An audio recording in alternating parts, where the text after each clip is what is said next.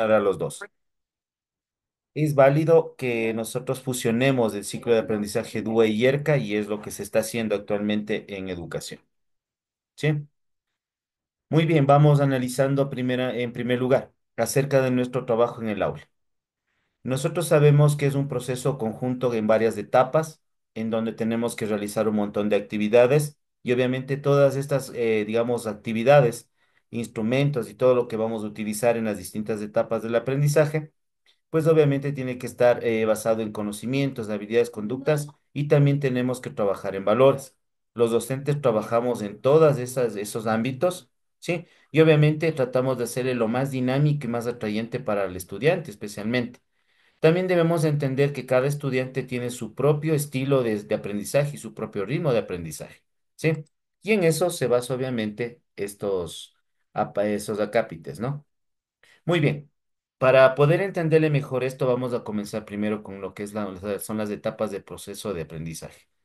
El proceso de aprendizaje es obviamente cómo nosotros adquirimos un nuevo conocimiento, cómo lo usamos, cómo lo aplicamos y cómo podemos crear en el nivel más alto de lo que vendría a ser, digamos, un nuevo conocimiento que hemos aprendido. Se dice que uno ya lo aprendió cuando ya crea algo nuevo con ese aprendizaje o simplemente ya lo sabe transmitir a los demás y lo entiende. ¿Sí? Muy bien. Vamos a ver el primero. La atención. ¿Qué es la atención? Es algo que lamentablemente con tantos distractores que tenemos actualmente digamos, en educación, especialmente lo que es el uso del celular indiscriminadamente, los jóvenes no saben manejar su tiempo en el celular. Si adultos provocan accidentes manejando y queriendo utilizar el celular, imagínese un adolescente a lo que se presta vulnerablemente, pierde la atención y obviamente eso nos evita que logremos enfocarnos en informaciones o información que nosotros necesitamos de adquirir para comenzar el proceso de aprendizaje. La comprensión. El individuo interpreta y da sentido a la información o habilidad. ¿De acuerdo? Nosotros interpretamos según nuestro punto de vista qué es lo que necesitamos o qué estamos comenzando a entender. ¿Sí? Eso es nuestra interpretación, eso es nuestra comprensión. Puede ser precisa, puede estar errada, pero es nuestro punto de vista de lo que estamos aprendiendo. En tercer lugar, tenemos algo conocido como la asimilación, en donde el individuo integra la nueva información que acaba de comenzar a tener, ¿sí? Y la transforma obviamente estas habilidades en conocimientos previos, es decir, un conocimiento empírico. Tenemos la cuarta parte que es la aplicación. Comenzamos a aplicar ¿en qué? En actividades, en, digamos, juegos interactivos, un organizador gráfico, una maqueta, etcétera. Existen muchas formas de aplicar lo que ya tenemos como conocimiento previo. Y por último, tenemos lo que se conoce como la evaluación. Nosotros como educadores estamos en todo el proceso siempre evaluando. Y por eso nos han pedido que demos un capítulo especial para la evaluación. Vamos a ir viendo cuál es la evaluación diagnóstica, cuáles son las formativas, cuáles son las sumativas, e incluso los parámetros que son especialmente lo que es digamos, la recuperación pedagógica y lo que es la mejora de notas, ¿sí? Que son dos ámbitos que ya se están manejando y en este último año cambiaron las reglas, porque antes era, yo quiero hacer una mejora, se me ocurre de un insumo en el primer trimestre, en el segundo. Podría solicitar y era las veces que el estudiante quería. Ahora ya no. Son 5 en el año que pueden solicitar los padres de familia en cualquier materia y se terminan las oportunidades. ¿Sí? Entonces nosotros debemos de entender que evaluar es un parte del proceso de aprendizaje. En evaluación, obviamente, cada individuo, cada estudiante va a reflexionar sobre el aprendizaje y obviamente qué progreso está teniendo. Sí, una evaluación, o sea, es innegable, siempre vamos a evaluar. Ahora, que cambiemos los instrumentos de evaluación es otra cosa. Sí, eso ya vamos a ir viendo en su momento.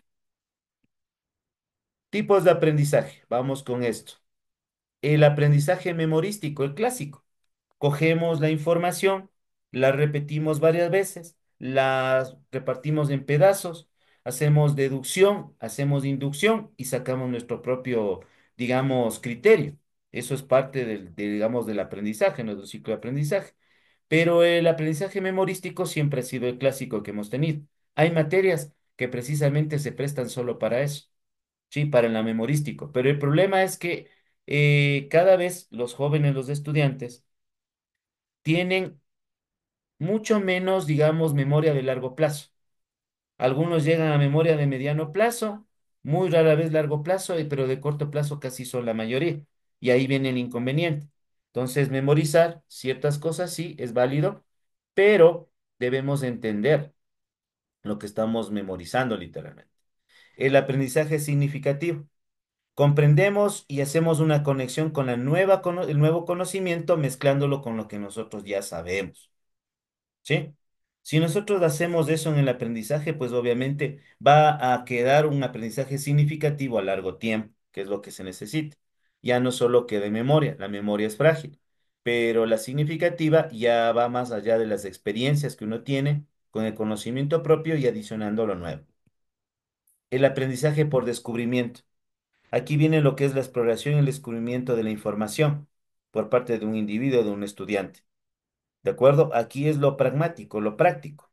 Cuando tú practicas algo prácticamente, aunque suene redundante, sencillamente eso es más duradero. Como dicen por ahí, si no aprendes por instrucción, vas a aprender por experiencia. Aquí entra eso, por descubrimiento. Si no nos pasa a nosotros, no vamos a aprender. Aprendizaje colaborativo. Se basa entre la interacción y colaboración con otros para aprender. Existe estilos de aprendizaje que hay jóvenes que no les gusta literalmente el memorizar y alcanzan un aprendizaje significativo descubriendo, pero en conjunto, en grupo. A los jóvenes les gusta en la mayoría trabajar en eso, a los niños también, pero debe haber, digamos, reglas claras para los trabajos así colaborativos. ¿Por qué se ha dado el caso? Usted sabe muy bien los famosos trabajos en grupo que alguna vez tuvimos en la secundaria, en donde del grupo de 5, unos 2 se sacaban el aire haciendo el trabajo. Un trabajo espléndido, maravilloso, bien estructurado, pero lamentablemente la nota era para todos. Entonces, ¿dónde está la colaboración? ¿Dónde está el trabajo en equipo? Sí, unos se sacaban el aire y los otros sacaban, como decíamos en ese tiempo, a vaca, la nota. Sí, y se dejó de utilizar mucho eso. Ahora hay que cambiarle sentido. Todos son un engrane y si funciona el engrane, llegan al producto final. Sí, eso hay que hacerle interiorizar a los jóvenes, especialmente en aprendizaje.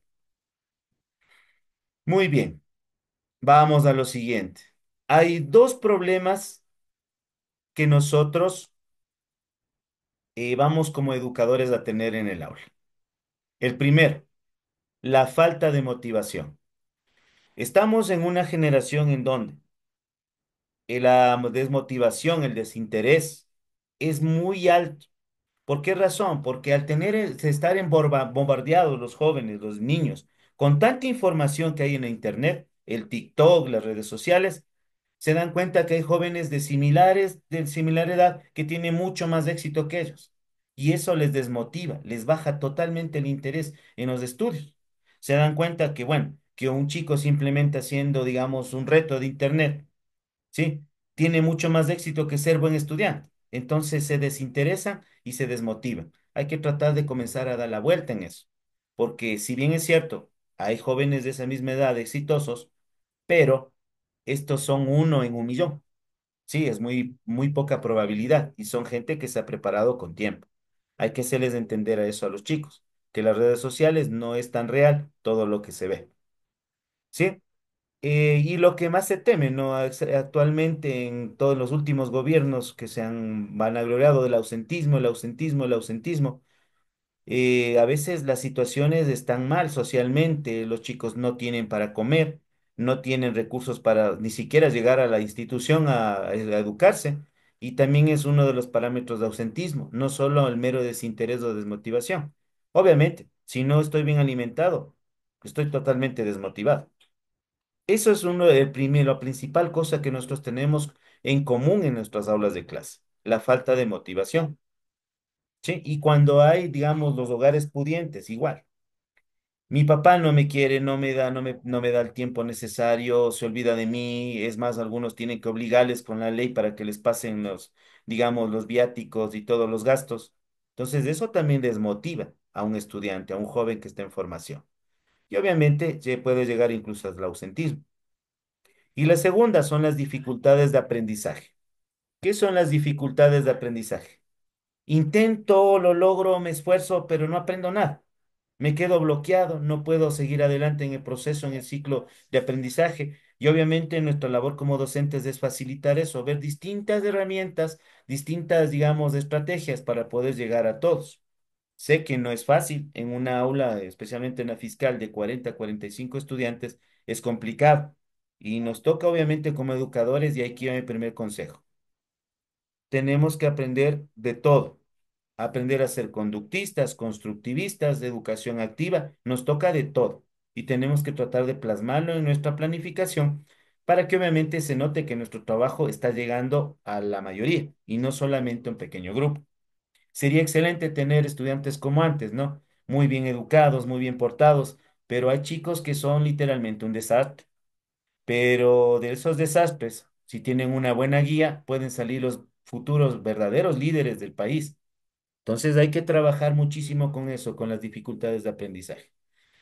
Bueno, dentro de las dificultades de aprendizaje, como podemos observar aquí, están las discapacidades de aprendizaje, lo que habíamos dicho, la falta de desarrollo madurativo de 1, 2, 3, hasta 4 años, que es bastante grave, problemas cognitivos ya por algún síndrome, problemas de atención, el TDAH. Se me ocurre el TDAH como uno de los principales. Ahora todos los chicos lamentablemente tienen esa sobreestimulación y es por el exceso de pantallas. La falta de apoyo en el hogar, eso es cada vez más notorio. En la educación fiscal al menos se les llama a ciertos padres de familia y los cuales ya creo que vamos acabando un boletín de notificaciones para que vengan a visitar a los docentes por distintas situaciones y no llegan los padres de familia, solo suelen llegar al final a armar el pleito, a armar el relajo, a querer denunciar. Entonces tenemos que evidenciar y apalancar todo eso con un montón de documentos que yo sé que son engorrosos como docente, pero nos salvan al fin la cabeza cuando haya un asunto de denuncia. ¿Sí? Si nosotros tenemos todo en regla, pues simplemente es un proceso más. Problemas de atención, como hemos dicho, la falta de apoyo en el hogar y obviamente también los distintos estilos de aprendizaje. Usted se va a encontrar con estudiantes que son muy memorísticos, la mayoría. Va a encontrarse estudiantes que ellos más aprenden haciendo, práctico. Va a encontrarse otros estudiantes que solo aprenden auditivamente. Las mujeres por lo regular son más auditivas. Y los varones por lo regular somos más audiovisuales. Necesitamos ver algo y escucharle y interactuar con él para poder entenderle mejor. ¿Sí? Y obviamente algo también que está calando mucho, la autoestima bajísima de los estudiantes. Como yo suelo decir, el bullying. El bullying siempre hubo, solo que antes no tenía un nombre tan ribombante, pero se solucionaban las cosas en buena instancia y en su momento, y éramos fuertes emocionalmente. Ahora los jóvenes no. Me subieron un meme, una fotografía donde me veo feo, donde me veo fea, y se les acabó el mundo. Le hacen un meme donde se hacen un poco, digamos, de humor negro, y se les acabó el mundo. Sí, entonces los jóvenes en realidad necesitan bastante contención emocional en ese sentido. Cuando le toque trabajar, especialmente de tutor, se va a enfrentar a un montón de estos problemas. Y la típica de los papás es que no me parece justo, no me parece bien, es una institución, pero también esa fortaleza viene desde casa, es la parte que necesitamos que nos ayude. Y obviamente lo que es el rezago escolar. Hay muchos jóvenes que, imagínense, con el N número de posibilidades que se les da, digamos, recuperación de la recuperación de la recuperación. Tienen mejora de nota, tienen plazos más amplios, incluso tienen la posibilidad de pedir incluso adaptaciones por fichas para cuando se meten en problemas. Y a pesar de eso, pierden el año. ¿Sí? Y lamentablemente en este momento, al menos el ministerio, tiene un terror de que los estudiantes pierdan el año. Pero como yo suelo decir, bueno, si no hay como tanto hacer tantas pérdidas de año, por lo menos que les cueste, y que lleguen al conocimiento por lo menos básico para no promover a estudiantes que literalmente serán un problema pasando año tras año. Vamos a la aplicación del DUA. Primero, refresquemos. Recordemos que el DUA es un término que nace de la arquitectura, de los grandes edificios en donde tienen que ver los accesos físicos para las personas con discapacidad, los ascensores más útiles y más amplios para las personas de tercera edad. Es decir, diseñamos todo universalmente para todo un conjunto, no solamente para una particularidad en exclusivo. Atacamos a todos horizontalmente y no verticalmente. ¿Sí? El diseño universal de aprendizaje es ese. Se lo plasma ¿dónde? En la, digamos, en la opción metodológica de la planificación. ¿Y qué es lo que busca? Primero tenemos que respetar los enfoques educativos nacionales. Eso duela a quien nos duela, nos toca. ¿Sí? Y obviamente debemos buscar minimizar las barreras, es decir, que los estilos de aprendizaje no sean tan notorios. Hacer actividades de tal forma pensados en todos. ¿Sí? Y obviamente ahí estamos también, como dice, incluyendo a los chicos de necesidades educativas especiales. ¿Sí? Y vamos a maximizar las oportunidades de aprendizaje para todos los estudiantes, independiente de su estilo, de sus capacidades intelectuales, pues obviamente el DUA está aplicado para todos. ¿Más trabajo para el docente? Sí, porque nos toca pensar muchos instrumentos y herramientas de trabajo para poder, en nuestra planificación, para poder llegar a todos. Es más complejo, pero si nos exigen en una institución, nos toca. Vamos a los principios básicos del DUA. Primero, múltiples formas de presentar la información y el contenido. ¿Sí? Quiere decir que usted puede valerse de tecnología, proyectores, juegos, títeres, una dramatización de una escena, ¿sí? Animaciones de internet. Ahora con tantas aplicaciones, usted solamente ingresa, incluso hay las versiones gratuitas, un montón de gratuitas, en donde usted pone, digamos, como un guión y le crea incluso hasta un video para que usted pueda compartir con sus estudiantes. ¿Sí? Es decir, que ese es el primer principio del DUE. Múltiples formas de representar el conocimiento o presentarlo el conocimiento, la información, para comenzar el proceso de aprendizaje. Primero, no se olvide. Segundo, múltiples formas de acción y expresión. ¿Sí? Los estudiantes ahora más que nunca tienen la posibilidad de que si ellos quieren dar como ejemplo una lección oral, si al estudiante se le ocurre, no sé, cantarme o rapearme una canción o la lección que él tiene, es bienvenido porque tenemos múltiples formas de acción y expresión. ¿Sí? Si el joven quiere hacer, no sé, un cuadro mural de nuestra lección oral, pues si mientras se entienda y, y cumpla con los parámetros básicos, pues bienvenido sea. Sí, tenemos un montón de formas, digamos, de expresiones y acciones que podemos ejecutar para poder, digamos, llegar a una verdadera evaluación. ¿Sí?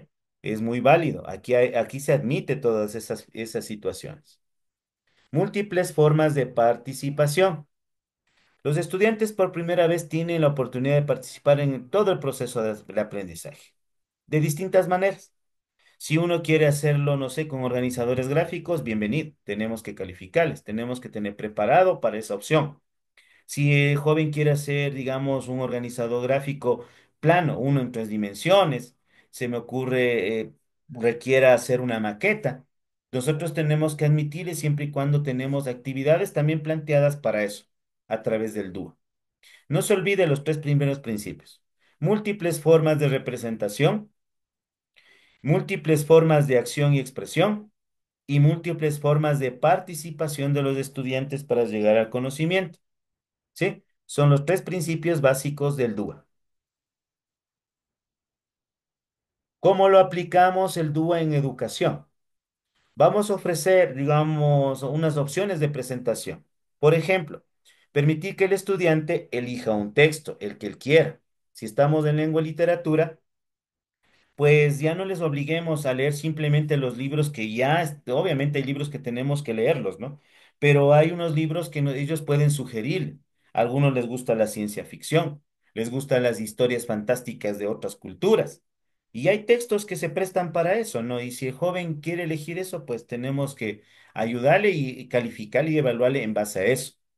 Escuchar un video. Algunos jóvenes, especialmente los varones, tenemos más la capacidad de ver un video y aprendemos más que estar leyendo, repitiendo, memorizando o haciendo algo, digamos, un organizado gráfico. Sí, aprendemos de un video. Con tantas aplicaciones ahora, usted tranquilamente de un video puede sacar todo el texto, incluso puede hacerle preguntas del video. ¿Sí? Tenemos que explorar esas posibilidades para darle más, digamos, funcionalidad a nuestros estudiantes. Ofrecer opciones de realización de la tarea. Por ejemplo, el estudiante puede entregarle un ensayo, puede hacer una representación oral, puede hacer un dramatizado, presentar un proyecto con plastilina. Todo es válido siempre y cuando se cumplan con las reglas básicas que tiene la tarea y el tema, obviamente, y el contenido. ¿Sí? Nosotros tenemos opciones para realizar esas tareas, varias opciones. Ofrecer opciones para la participación en clase. Hay que permitir que los estudiantes pueden elegir, digamos, responder en voz alta, escribir respuestas, ¿sí? En un papel, participar en un debate en línea, realizar un foro, realizar incluso una como especie de competencia en las redes sociales. Todo eso es válido para que obviamente para que el estudiante participe. Vamos a utilizar una variedad de materiales y recursos. Aquí viene la parte, digamos, algo compleja y larga que tenemos para los docentes. Tenemos que darle un montón de materiales y un montón de recursos, digamos, libros de texto, videojuegos, juegos en línea, simulaciones, todo lo que se nos pueda ocurrir y llame la atención del estudiante, pues se aplica con el DUA, ¿sí? Crear un ambiente de aprendizaje inclusivo y respetuoso. Eso está hasta en la Constitución. Todos los estudiantes tienen que ser valorados y apoyados. Unos necesitarán más ayuda que otros, otros necesitarán más de nuestra mano, pero ahí viene la parte, digamos, humana, ¿no? Puede haber inteligencias artificiales, puede haber incluso un robot que dé la materia a lo formal, podría. Pero en cambio, ese sentido de solidaridad, de inclusión y respeto, de transmitir los valores, ninguna máquina lo puede hacer. ¿Sí? Necesariamente debe haber un guía, debe haber alguien que se encargue de esa formación formal en los estudiantes. Y esos somos los docentes. Muy bien, vamos al siguiente. Ahora sí, el ERCA. El ERCA, como habíamos visto antes, consiste en se junta de cuatro palabras. La E de experiencia, la R de reflexión, la C de conceptualización o concepto y la A de aprendizaje aplicación. ¿De acuerdo? Entonces, sabemos muy bien que es una estrategia pedagógica, es un ciclo de aprendizaje que tenemos que nosotros plasmar en nuestra planificación, ¿sí? Y obviamente, ¿qué tiene de especial este ERCA? ¿Y por qué puede abarcarle al DUA? Porque este aprendizaje se basa en ensayo y error, ¿sí? Si, si a ti te instruyen, tú te aburres, ¿sí? Pero si cometes errores y los corriges, y lo vuelves a cometer y te vuelven a corregir, va a llegar un punto en que tú vas a ir aprendiendo. Sí, en eso se basa el ERC. Sí, coge a los errores no como algo negativo, sino como oportunidades para que el estudiante sencillamente aprenda y crezca.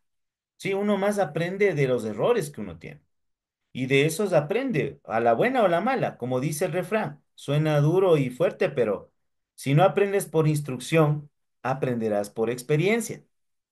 ¿Sí? Entonces, muchachos, pilas con eso, el ERCA. ¿Cómo funciona el ERCA?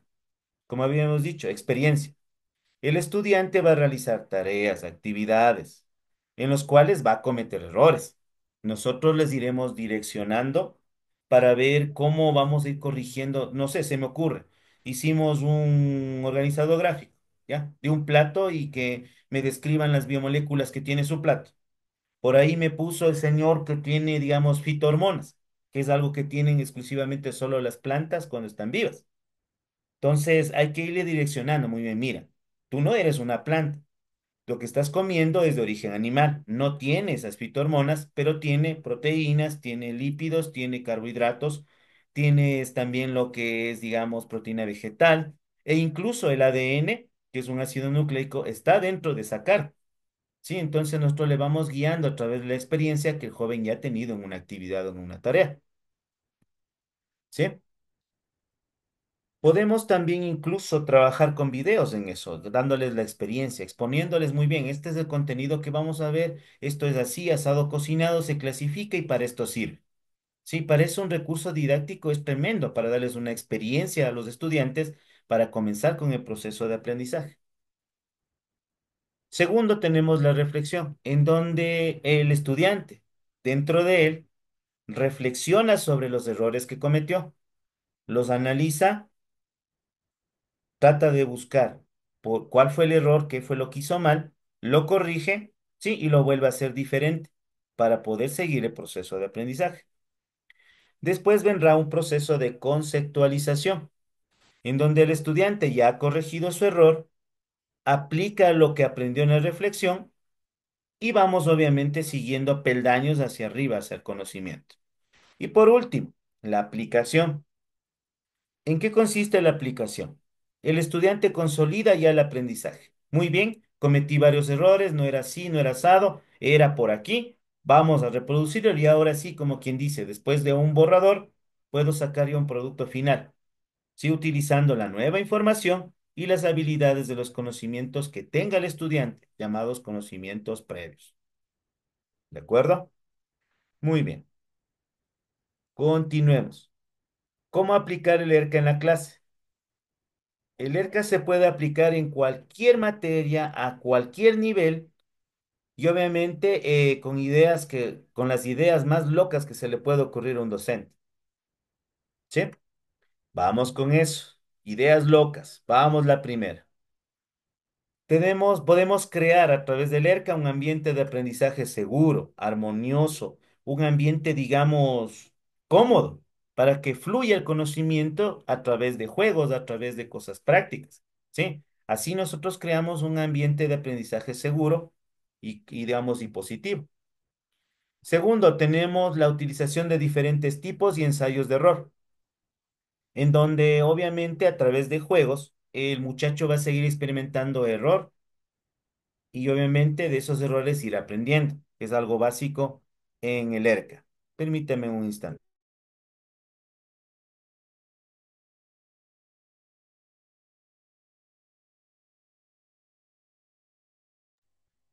Muy bien, mil disculpas. Vamos a utilizar diferentes tipos de ensayo y error. Como usted se da cuenta, el ERCA te da la oportunidad de que tú, si cometes errores, los puedes solucionar y vas aprendiendo con esos errores. ¿Sí? Nosotros podemos tener N, digamos, un montón de cosas y actividades.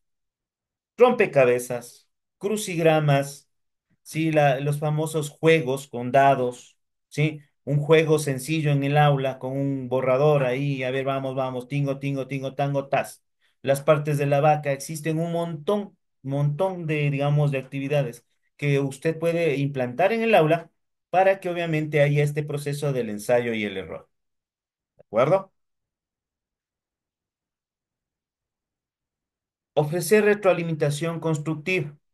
Aquí viene, podemos utilizar tecnología, podemos hacerles nosotros mismos un organizador gráfico. ¿Saben qué? Muy bien, chicos, esto está bien, esto está así, esto está asado, pero está desordenado. Vamos ordenándole conmigo.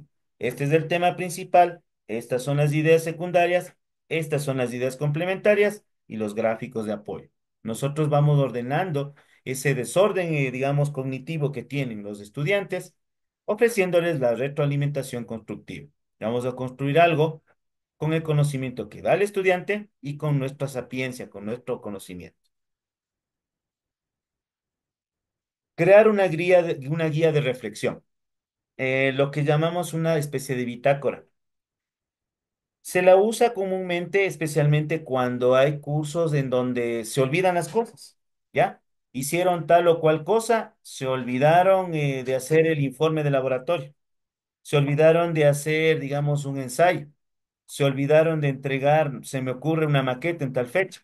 Entonces nosotros al tener una guía de reflexión, muy bien. Yo cometí este error en esta maqueta que tenía que sacarme 10 por no presentar en el día ajustado y según los parámetros, pues sencillamente saqué menos, saqué 5. Tengo derecho a recuperarme, pero voy a volver a repetir ese trabajo ya con las direcciones que me dio el docente. ¿Eh? Eso es reflexionar, eso es adelantar en el conocimiento. Fomentar la colaboración. Como habíamos dicho, qué duro que es trabajar eso. Qué duro es manejar un grupo. Qué duro es entablar un trabajo, especialmente educativo, con un grupo de estudiantes. Siempre hay unos que son los pilas, que van a querer sencillamente entrar en el asunto muy bien, hagamos así, asado cocinado y hasta ahí. Solo supervisaron, pero no ayudaron en nada. ¿Sí?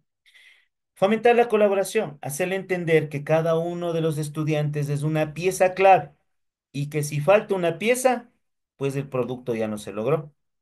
¿Sí? Entonces fomentamos eso, la colaboración, como a través de trabajos en equipo, lo que se conoce como el ABP, el trabajo basado en proyectos. Le planteamos una situación como ejemplo. Queremos mejorar, digamos, el sabor de un batido de fruta, ¿sí? ¿Qué biomoléculas podemos adicionar? Entonces de ahí viene. La una pieza dice muy bien, mire, ¿sabes qué? Yo soy de la costa, a mí me han dicho que le pongamos borojó, arazá o alguna fruta medio exótica que les resalte el sabor. Y el otro le dice, no, no, vamos a ponerle, se me ocurre, digamos, un zumo de limón para darle mejor sabor. Y aquí es donde todos, juntan sus piezas y forman el producto final, ¿sí? Por eso debemos fomentar a través del ERCA la colaboración. Utilizar diferentes estrategias. Nosotros tenemos un montón de formas de llegar con el aprendizaje. ¿Que nos involucra costos? Lamentablemente sí, pero lo podemos llegar, ¿sí? Poniendo interés, poniendo colaboración y dejando todo claro desde el principio, podemos llegar con nuevas estrategias educativas a lo que es el nuevo conocimiento en los estudiantes, lo que conocemos actualmente como la innovación educativa, ¿sí? Innovación educativa no es solo presentarles, digamos, aplicaciones electrónicas ni juegos, ni nada. Una innovación educativa es incluso utilizar los materiales ancestrales que siempre hemos utilizado, carbón, un montón de materiales, las bolas, los juegos tradicionales, pero en sentido de nuestra asignatura. Como ejemplo, utilizar juegos tradicionales es muy bueno para poder, digamos, trabajar lo que es matemática, algo más formal, para ciencias de la misma forma. Existen juegos tradicionales que podemos aplicarlos a esa ciencia. En lengua no se diga. En todas las materias se presta para mejorar con estrategias educativas. ¿De acuerdo? Muy bien. Se va a estar por terminar en un minuto más o menos la sesión. Nos volveremos a encontrar después de un pequeño y merecido break. ¿Sí? 9, 9 y 5, por favor. Yo les aviso para unirnos. Continuaríamos, con esto terminaríamos y obviamente vamos al ofrecido. Vamos ya a ver de dónde sacamos todo para planificar. Y obviamente, si nos alcanza el tiempo, comenzaríamos ya ahí a armar nuestro rompecabezas, que es nuestra planificación. ¿De acuerdo, jóvenes, queridos estudiantes? Nos encontraríamos en la siguiente sesión en un momento. ¿De acuerdo? Aliméntense bien, sé que todos venimos trabajando y nos toca para seguir continuando. ¿Sí? Alzamos la manita para ver si estamos de acuerdo los que están presentes. Listo. Solo uno nomás parece que está pendiente. Ya, listo, Fernando también. Listo, Valeria también. Muy bien. Nos vemos entonces en un momento, jóvenes. Muchas gracias y nos vemos después.